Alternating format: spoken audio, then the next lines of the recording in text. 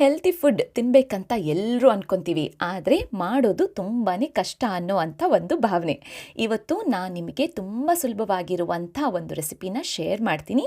ನೀವು ಈ ರೆಸಿಪಿನ ಖಂಡಿತ ಸೇವ್ ಮಾಡ್ಕೊಳ್ಳಿ. ಪೀನಟ್ಸ್, ಶೇಂಗಾ ಬೀಜ, ಕಡಲೆ ಬೀಜನಲ್ಲಿ ತುಂಬ ಪ್ರೋಟೀನ್ ಇರುತ್ತೆ. ಹಾಗಾಗಿ 1 ಕಪ್ನಷ್ಟು ನೀರಿನಲ್ಲೇ ರಾತ್ರಿನೇ ನೆನೆ ಹಾಕಿದ್ದೀನಿ.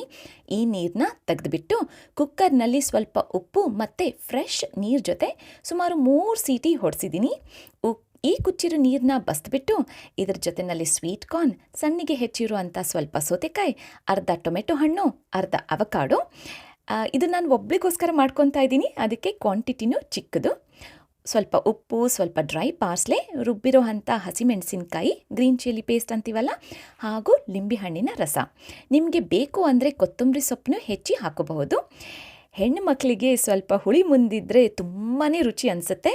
ಇದರಲ್ಲಿ ನಾನು ಚೆನ್ನಾಗೇ ಲಿಂಬೆಹಣ್ಣಿನ ರಸ ಹಿಂಡಿದ್ದೀನಿ. ಸಖತ್ತಾಗಿ ಬಂದಿದೆ ಟೇಸ್ಟ್ ಮಾತ್ರ. ನೀವು ಕೂಡ ಇದನ್ನು ಈ ರೀತಿಯಾಗಿಯೇ ಟ್ರೈ ಮಾಡಿ ನೋಡಿ, ನಿಮಗೂ ತುಂಬಾ ಇಷ್ಟ ಆಗುತ್ತೆ. ಸ್ಯಾಲೆಡ್ ಥರ, ಕೋಸಂಬರಿ ಅಂತ ಹೇಳ್ತೀವಲ್ಲ, ಈ ಥರ ಮಾಡ್ಕೊಂಡು ತಿಂದರೆ ನಿಮಗೂ ಇಷ್ಟ ಆಗುತ್ತೆ, ಹಾಗೂ ಆರೋಗ್ಯಕ್ಕೂ ಕೂಡ ತುಂಬಾ ಒಳ್ಳೆಯದು. ಮತ್ತೆ ನಾಳೆ ಸಿಗೋಣ ಒಂದು ಸುಲಭವಾಗಿರುವಂಥ ಹಾಗೂ ಒಳ್ಳೆ ರುಚಿಕರವಾಗಿರುವಂಥ ಪ್ರೋಟೀನ್ ಫಿಲ್ಡ್ ರೆಸಿಪಿ ಕೇವಲ ನಿಮಗೋಸ್ಕರ.